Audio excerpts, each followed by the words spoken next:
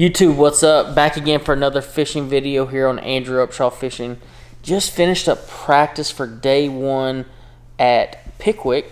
Not a bad day. You know, it's even better now that I got my little soft chair. We've got our college guys here. We got Clay. We got Jacob. What's up, guys? And they're just going to watch me give this little tip. You know, I was actually talking to a buddy today, and we were talking about who was instrumental in our fishing. You know, who helped us grow, basically. Who was the best fisherman that had ever been in the boat with us. And I've been in the boat with some pretty darn good guys. Jason Christie, Jimmy Houston, golly, the list is endless. Scott Martin, Ben Matsubu, Tommy Martin. I mean, I've been really blessed with who I've gotten to fish with. Well, I was sitting there thinking about it, and wait, I'm not going to tell you yet. If you haven't yet, hit that subscribe button in the bottom right-hand corner and comment below who is the fisherman that was the most impactful for your career, maybe who you watched, who you fished with, and drop it below maybe who you think the best fisherman in the world is right now. And I'd love to see who it is because, we all kind of have our opinions on that, so be really interested to know. So make sure you stay tuned to find out who was probably one of the most instrumental fishermen in my life right after this.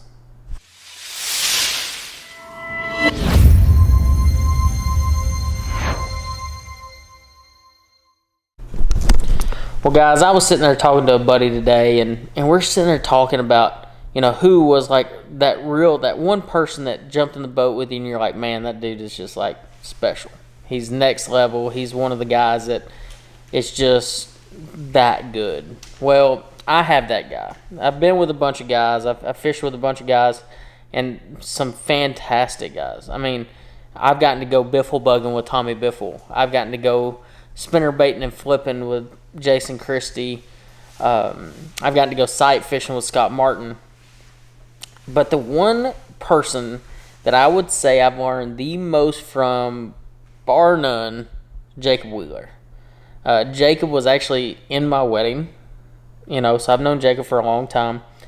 And Jacob is probably one of, if not the most talented anglers I've ever seen in this world. From topwater to sight fishing to literally anything and everything. Like, the dude just is special. I mean, obviously, you look at his tournament results now, and you see how good he's done and what he's done, and his reputation precedes him. I mean, he's that good. Like, he really is.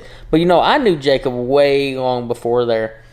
And the funny thing is Wheeler is probably the most unathletic dude I've ever met in my life.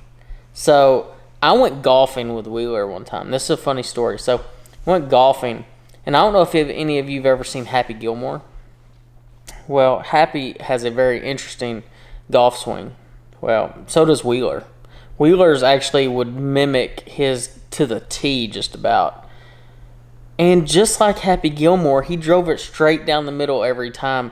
And it was the most fascinating thing I've ever seen in my entire life. This young dude with a flat bill running up to the ball and hitting the golf ball straight down the middle every time. And we just were dying laughing because we didn't even know that was possible. You see Happy Gilmore do it because it's a TV, it's a movie. But to see somebody actually accomplish that was just ridiculous. But back to fishing, though. I was telling the guys here, I was telling Clay and Jacob that, Wheeler is one of those guys that he wakes up in the morning and he'll walk outside, he'll stretch his arms out and he'll look out and he'll look, kind of smell the air and look around and say, yeah, today's the day to go throw a spook. And he'll go catch 20 pounds on a spook. And it's the most ridiculous thing I've ever seen in my life. But the guy has I would say a sixth sense, but it's probably a seventh sense when it comes to bass fishing. There's just people who are just ridiculously talented at certain things.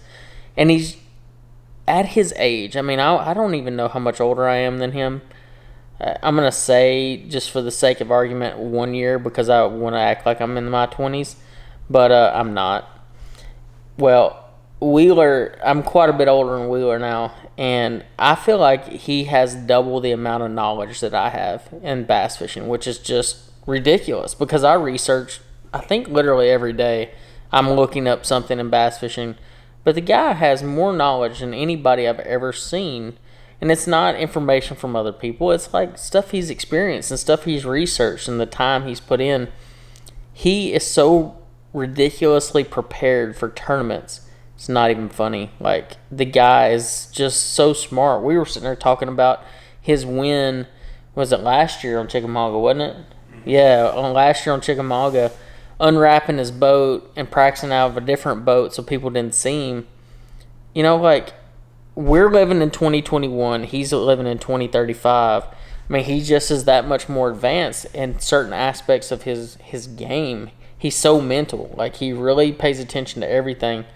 So if you aspire to be like a particular angler, I would probably want to be more like Jacob Wheeler, because he wins a lot. I mean, obviously, he's won a ton of tournaments, but he's definitely helped me keep an open mind. I'll give you one example of where we were in the exact same tournament together, and we were kind of sharing some info in the tournament, and we were catching more shad rap, and then we were at Hartwell, and the shad rap bite was just so absolutely ridiculous.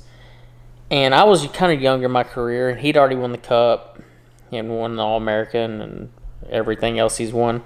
Anyways, the bite, it was really cold. It was like 25 degrees, and the fishing was really hard. Well, we go out there, and we go out to Hartwell, and we're throwing shad raps first day of the tournament. And I've thrown it for about 4 hours now, and I hadn't had a bite, and it was really bad. Like, I didn't know what was going on. And we were running a lot of the same water with that shad rap, and I didn't see Wheeler, and I was like, well, where the heck is he? But you know how when you're getting in a pattern and you know it's not working, but you try to force it, and you're just like, man, I'm gonna make this work, but it's not really how it works, because you can't just make something happen that's not meant to happen. Well, I'm sitting here trying to force this shad rap bite. And I get into weigh-in, and I'd finally adjusted with like 3 hours left, and I caught a limit, luckily. I mean, thank the Lord I caught a limit. Weighed like 11 or 12 pounds. I see Wheeler at weigh-in, he's got like 16 or 17. And I'm like, dude, did you stroke him that good on a shad rap? And that started making me feel like I didn't know what the heck I was doing. He said, no, I threw it for about the first 30 minutes. I didn't have a bite, and I knew things had changed, so I adapted and went deep with a football jig and caught 16 pounds. And I'm like, what? He literally ditched the one pattern that was the most consistent throughout practice in 30 minutes and made that adjustment. After the first 30 minutes of my day, I knew that things had changed because I went through 3 places that were piled up with them and they weren't there. But I didn't make the adjustment. I knew I should, but I didn't do it. And I think that's what makes him one of the most lethal anglers out there, is the fact that at any given situation, the guy at the drop of a dime will change literally everything that he's doing, do a 180 and go do something completely different and not blink an eye and not question his judgment. And that's what's made me a better angler. No questions asked. It's to trust my judgment and just go fishing. And just, if I think I need to go do something, that's just what I go do. And if it bites me in the butt, it bites me in the butt. But sometimes you just got to make those calls, because what you're trying to force to happen isn't always going to work. So I hope that helps you the next time you're on the water making your decisions. And I hope that you get the opportunity to fish with somebody that impacts your fishing like Wheeler did to me, and maybe like Biffle did, teaching me how to, throw a hard head, or watching Jason Christie roll a spinnerbait around a corner. You can learn something from anybody, though. One of the biggest lessons I ever learned was from one of my neighbors back home, showing me how to throw a Texas rig trick worm, and I've won as much or more money on that one particular bait than I have just about any bait out there. And this guy is just your normal everyday worm dragger on Toledo Bend. So, if you take that mindset that you can learn something from anybody and you pay attention enough, you can be just as lethal an angler wherever you fish and whatever series you fish in, if you just pay attention to those little small details. So make sure, if you haven't yet, hit that subscribe button. Thank you for watching this daily fishing tip. We'll have another one tomorrow. I got to get back to practice, because if I don't make it to the elites, I'm going to cry. So make sure y'all stay tuned. I appreciate it, and I'll catch you on the next video.